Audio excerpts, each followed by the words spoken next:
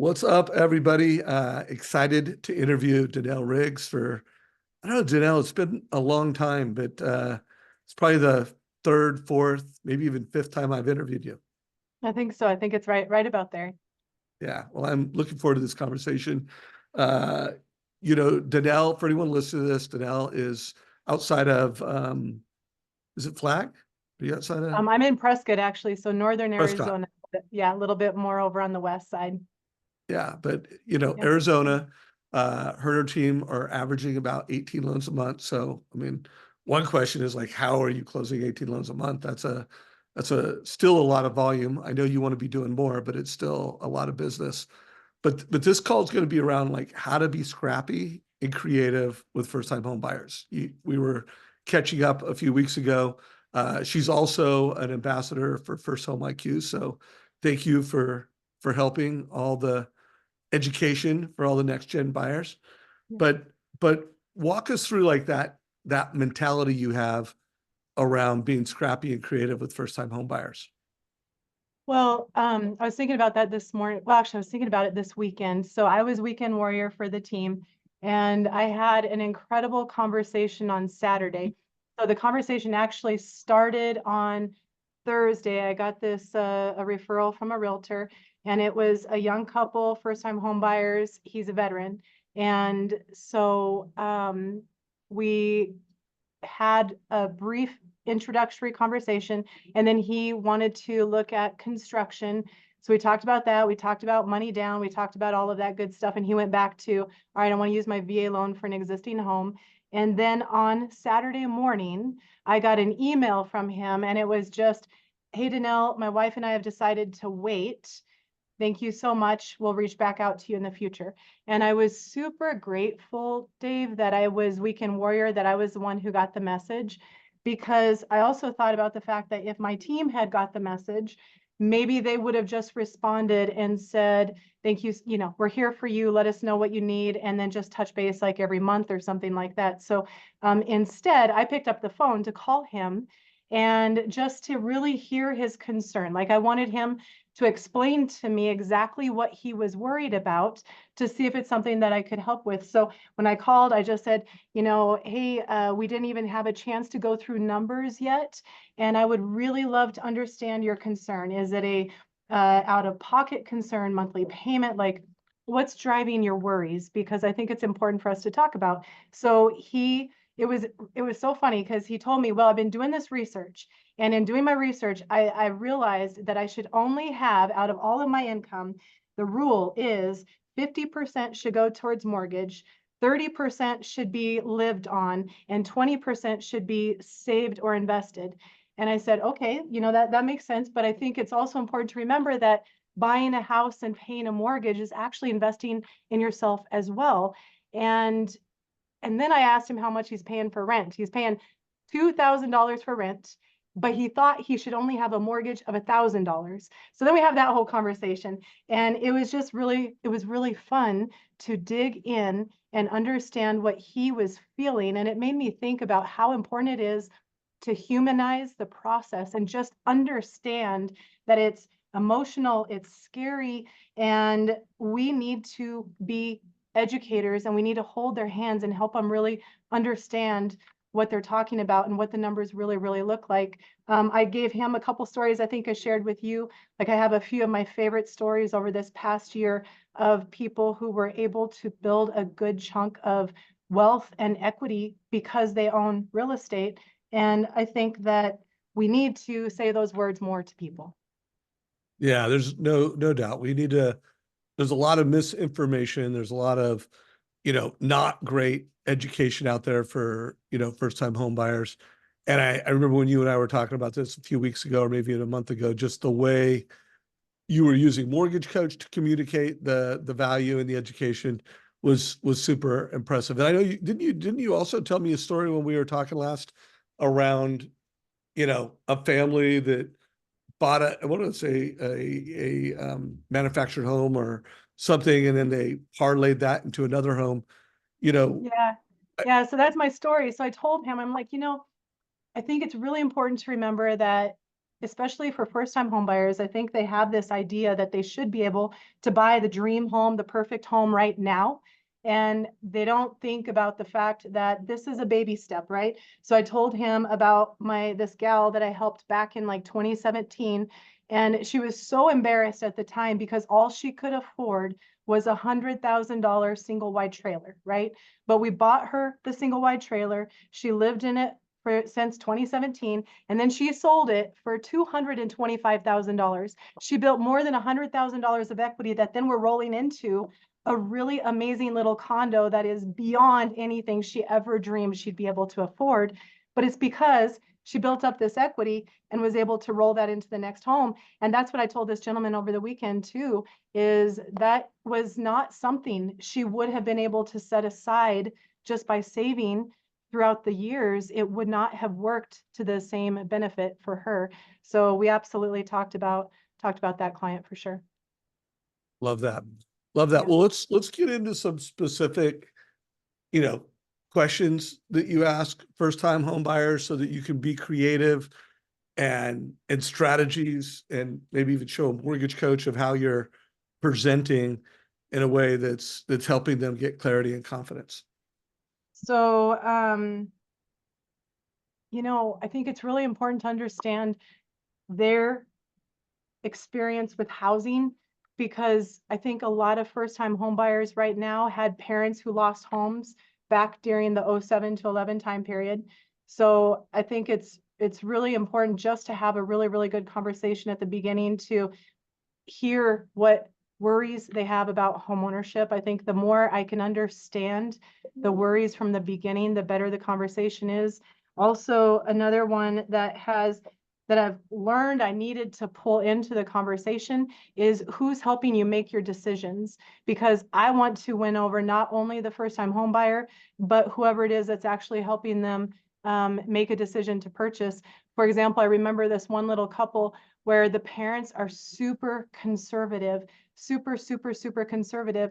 And they had told their daughter, you should never buy a home, honey, unless you have 20% down.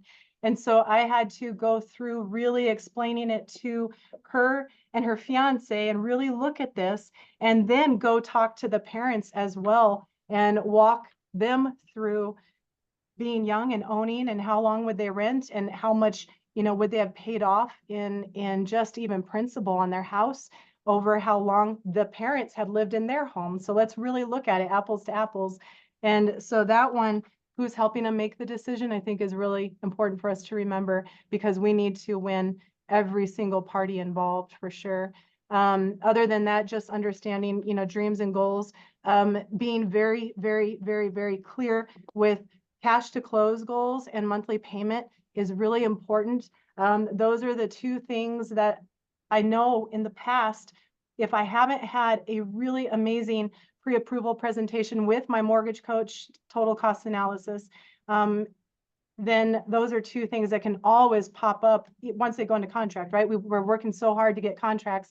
They go into contract, then they look at the numbers and they're like, oh my God, that's way, way more than I can afford. So I love to have 2 mortgage coach presentations with every borrower. And it's kind of fun too, Dave. I remember one interview that we had, I was only using the total cost analysis on refis at the time back in 2020. I only used it on every single refi. I did a lot of them, but I only used it then. And since the beginning of 2022, I use this on every single client, every single purchase. It is mandatory to my team that I have a pre-approval meeting before they go into contract. Because of this, I want to make sure that I understand payment and cash to close, and I build everything according to their goals. And I always tell them, I want you to go into the purchase with eyes wide open. I do not want you to get into a purchase and then be slapped in the face with a payment that's too high or cash to close too high. I want to give them time to freak out and then figure out that they're fine. And then we move forward. And then when we get the contract and I go to lock them, it's all pretty much the same. We just update some numbers. They choose which scenario they want to move forward with. Cool. You want to walk us through one of your total cost analysis and Yeah. an So, example of how you presented a strategy to a customer?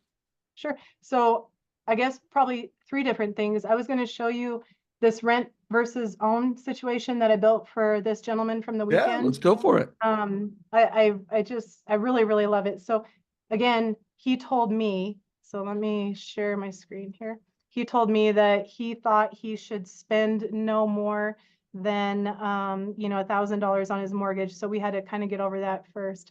And I apologize. Oh, there it is. Share screen. I got you. I'm a little slow. Okay. Can you see my screen? We can. All And right. also, please share a link to this for us. So Okay. we'll put a link down below in show notes. So what I love about this presentation is, I mean, I don't know, dude, the whole tool is just so incredibly valuable to me. I love that I can be working with a family that is not in my office and I can click on it and it's live and they know exactly what I'm looking at. It's just so helpful. But this gentleman told me he didn't want to spend more than 2,000. Well, he told me he's currently spending $2,000 in rent. So then I wanted to show him what that would equate to because he didn't think he was going to be able to buy a house for any more than 150,000. So I worked this up at 275. Again, it's a VA loan, so 100% financing. And I assumed in the first scenario, 1% seller credit, and then in the second one, 2% seller credit. And then I wanted to show him both payment and then cash to close. So here's his total monthly payment as compared to rent. I mean, we're pretty much apples to apples. But then on top of that, when you actually look at, what he's really paying principal and interest as compared to the mortgage, it's just really, it's nuts to think that this could be his house, right? So he's telling me the dreams then that his wife is still in nursing school and they want to have kids and they don't know how long they're going to be somewhere. So I think it's always important also to reiterate the fact that you're paying the landlord's mortgage. Just so you know, if you're not paying your own, you are paying someone else's mortgage. It just is the bottom line truth. So this was super amazing. And then of course, cash to close. I love, love showing right now the possibility of contributions from the sellers. This, in my market at least, is still very strong. And we're seeing it because people are still willing to negotiate quite a bit. So this is the presentation that I prepared for him over the weekend. And I just thought it was incredible because he was able to, see what's possible, And I dream. don't know if you could do this or whether someone on Yeah. your team builds that, but I would love for you to log into the system and there's a little edit I want you to make. Okay. Is that something you Okay. could do on Oh, a fly? 100%. Yep. So log into that specific client and then show your screen, in our advice platform, and I'll show you where to go. And I wanna pull something up real quick. You bet. So Let me get back over to the main login here real quick. yeah, log in real quick. And this is a little for everyone. And this, what I'm going to show right now is really powerful for first time home buyers. And it's also really powerful for move up buyers. So go to that client, go to analysis. You see the little analysis down there, click on that. Mhm. And then where it says long-term chart type, change that to Mhm. net worth. Oh, Go down, gotcha. go down where it says Oh, long-term chart type. I'm so sorry. No, stay there. Right Yeah, here. right there. Okay. And click total net worth. And Gotcha. now you'll see, go back to the screen now, go back to, look at this. Yep. Now scroll down, see the bottom right-hand corner? It's now Oh, right showing here. the net worth difference. That's And beautiful. one of the things that I go back to the advice engine real quick, just Mhm. click on the tab and change it to go to the analysis screen again, Mhm. analysis right there. Change the 15 years to 5 years. Okay. Yep, I agree. Boom. I was just Now thinking that go as we're back. looking at this. Yeah. So guys, this is the magic, guys, in this It's market incredible. for both Incredible. first time home buyers and move up buyers to be able to show them, because move up buyers have low interest rates and obviously they're doing it for the lifestyle or for some life event reason.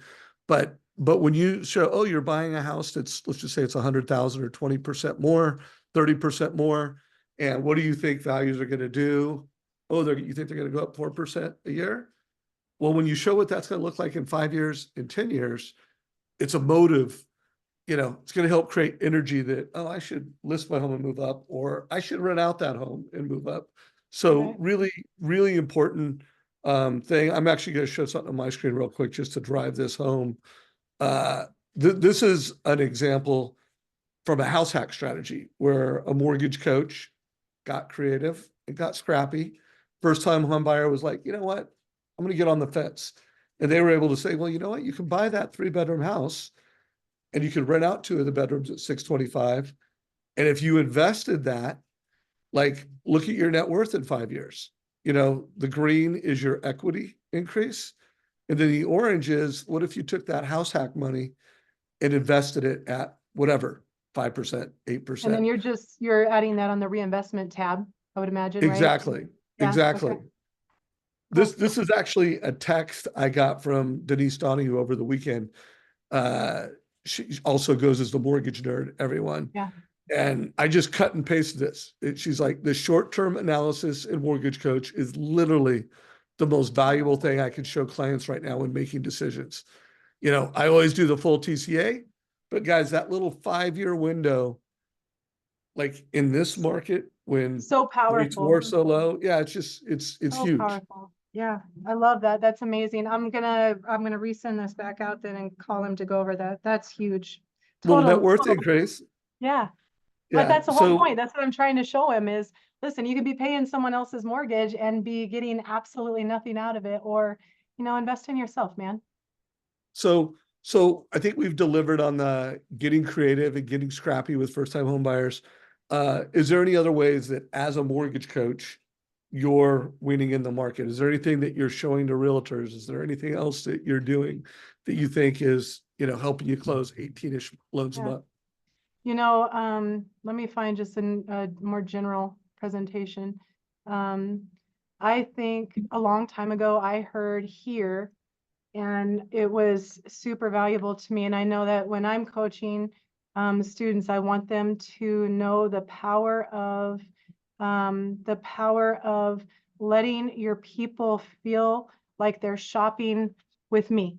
I want them to feel like they're shopping with me, because I know as soon as I quote anything, if I just say a rate, they're going to turn right around and go start talking to people and hear different things. So I really love the concept of showing a range of rates, and then of course explaining how it works and all that stuff. So this is by no means fancy or anything way creative, but I can tell you, I think it's really important. It has been super important in my business.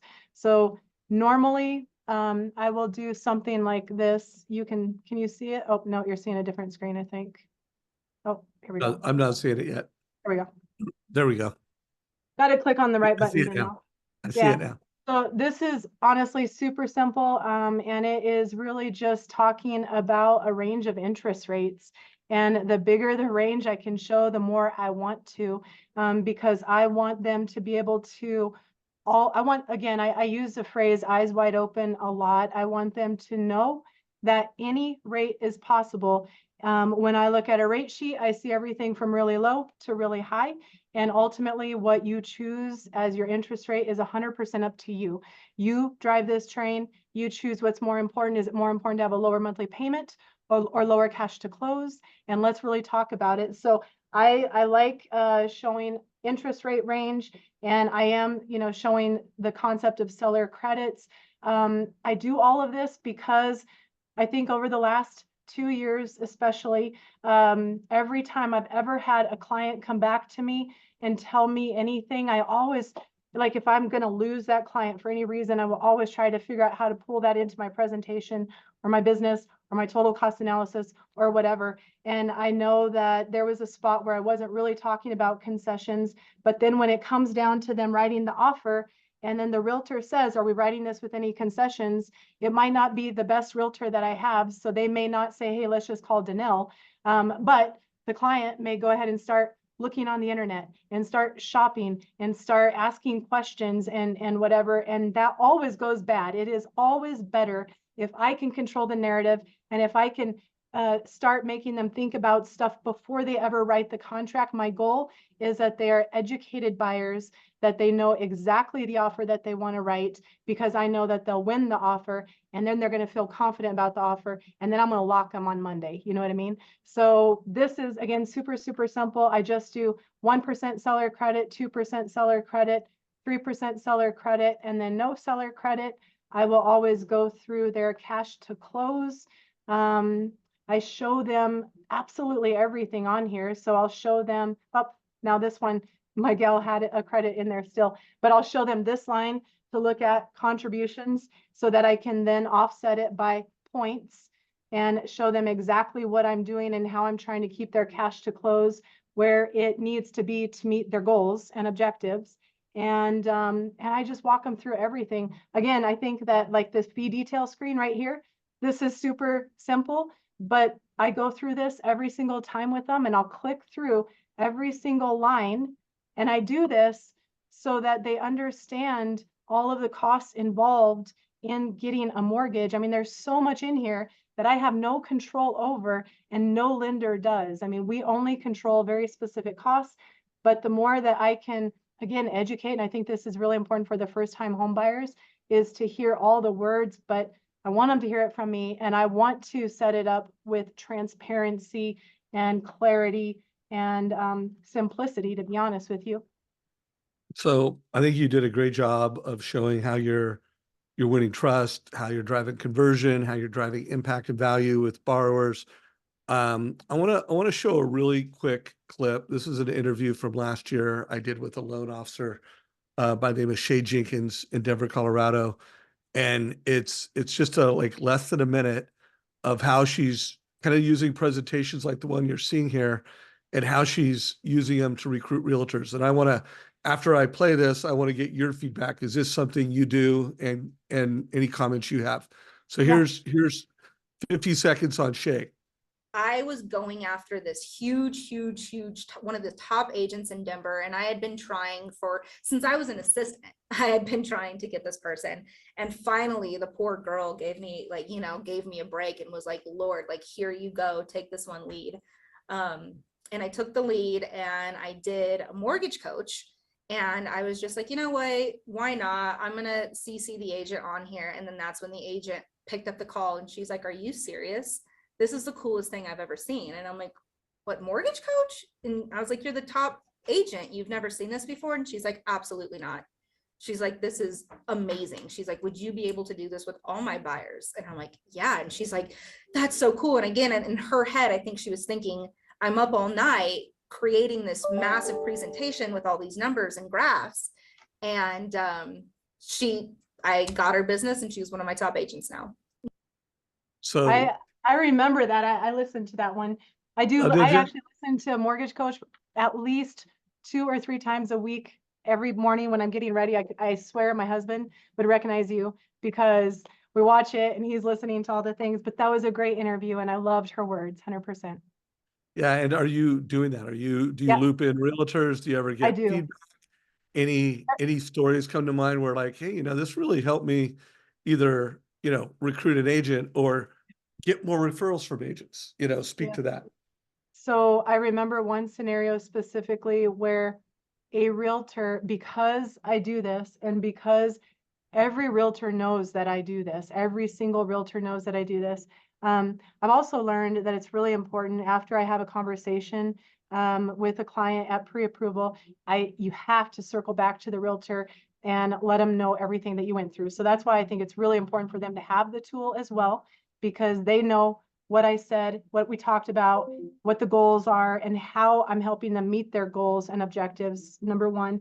But because actually of sending this to a realtor, I had my girlfriend call me, and I was not even on the deal, Dave. I wasn't even a party to the transaction, but she was on the listing side. And she said that the buyers were asking for something and she didn't understand. And she wanted to know if I would do something like this for her, if I'd be willing to take a little time and create something like this so that she could understand why it was impactful for the buyer so that she could sell it to the seller. So, I mean, Boom. they love it. They absolutely love it. So anyone listen to this, guys, we got to be creative. We got to be scrappy. We got to help first-time home buyers. understand the power of homeownership, help them take their assumptions on what do they think is going to happen with rates? What do they think is going to happen with values? Do you think values are going to, when they want to wait, do you think it's going to get cheaper? Do you think values are going to go down? And then put their assumptions into a presentation. We need to do this with move-up buyers. We need to do this with everyone. Give them options, and then make sure you're looping in the realtor. Like, I don't think there's ever been a year where realtors are more recruitable than this year. There's comp reform coming. There's low business inventory issues. They need mortgage coaches more than ever. So, Danell, any closing thoughts for everyone before we wrap it up? If you're not already, use MortgageCoach. It is not hard. I have a girlfriend here who just set up MortgageCoach for the first time, and she's been a lender for 25 years. And so I've been bragging about this, and she said she finally got hers. So we did a Zoom together just so that I could show her how I use it. And we just had some great just conversation around it. And she said, I cannot believe that in all my years, I've never used this and no one's ever showed me this. The power that it gives you in a presentation. And again, I think it works. It's so simple. That's the beauty of it. It works for clients that are super complicated to first-time home buyers. It's just easy. And I say it's easy to touch, feel, put your fingers on the numbers and understand why you have what you have. Because again, my goal is that by the time they close on the house, they have no questions about why their rate is where it is. I have a lot of retirement folks as well in my community, and I will tell them, if you're sitting at the salon next to your friend and you guys are getting your hair done, I want you to be able to brag about the fact that you have a higher rate than she does, because you know why. You're empowered, you understand the numbers. So if you're not using it, use it. I guarantee you it will help you win more deals, and it'll help you save your deals and have less shopping for sure.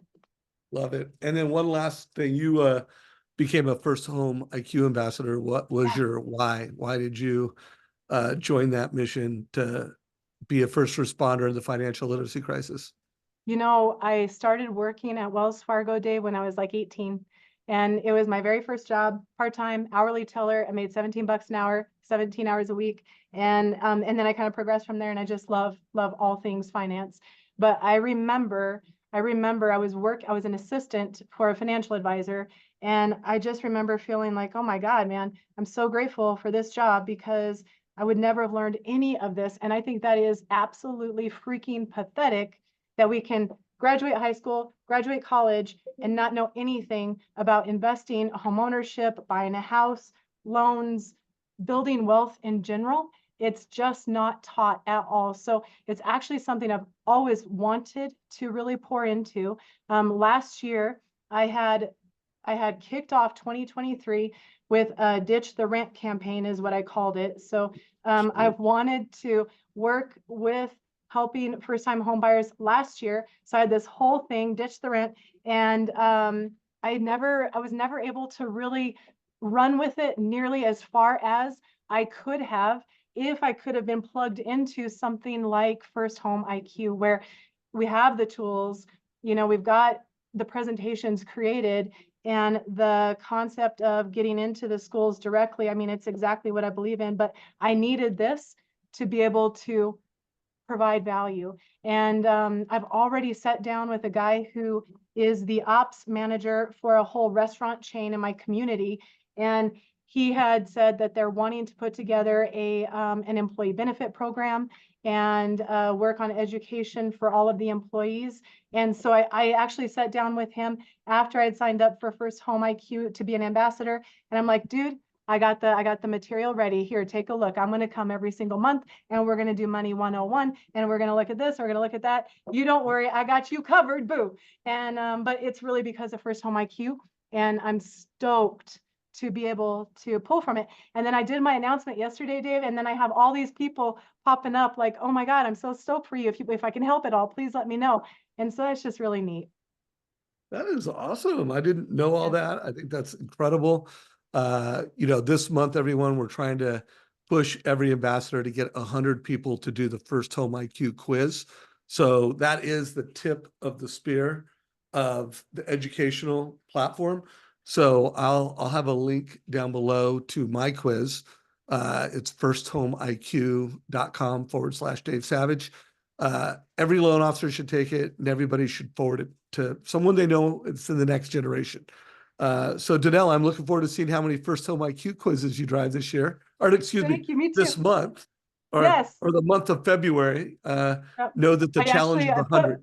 It's 100. Yesterday, 100 quizzes. Yesterday when I did my little announcement, I did a little video right behind it, and I've got my little link right on my video. So I'm gonna really work on getting it out there. I want to use it with every single lead. As soon as I'm connected with a buyer, I want to get that out, and I want to talk about, the importance of homeownership. And I'm stoked. I mean, it'll be fun because I'm competitive to try to get a great number for you there, but just to have the resource to get it out there, I think it only solidifies the fact for my clients that I truly give a damn. Yeah, right. No, you do. And I see it right now. I'm going to actually, I Yeah. didn't see it before the call. I'm going to go listen to this right afterwards. So very Yeah. cool. Well, thank you for being part of that mission. Thank you for being an incredible mortgage coach. Thank you for taking time to share what's working for you right now. For everyone listening, the links of the total cost analysis you mentioned will be down below. The other links will be below. I do want to, as we're wrapping up, I want to show one more resource. We created this for branch managers, specifically. And out of all the interviews that I did last year, I picked 6 that would just be really good sales trainings. And then I picked 6, like if you want to win with realtors, that video is Shay's right here. But what I thought were 6 of the best. If you want to win with rate shoppers, like what are some of the best scripts on that? And then this one, this is the sales manager, the vice president of sales for Danell Saw's group. And Danell Saw's group is doing a lot of business. I highly recommend this because they really have a program of how they train loan officers to be mortgage coaches. And this is I just, thought that was incredible. He said they you take saw a couple this? days. Yeah, I sure did. Yeah, check you out. You're watching all this stuff. So by the way, guys, that's trustengine.com/10x. And that is a resource for producing branch managers that it's all the content you need to turn loan officers into mortgage coaches. Like as you scroll down it, it's got little how-to videos on how to do a 2-1 buy down, how to use our product. So Danell, thank you so much for everything you do, and looking forward to seeing you sometime in the real world this year. Sounds good. Sounds like a plan. I give you a hug and thank you for all of our tools. I am so grateful for you. All right, grateful for you.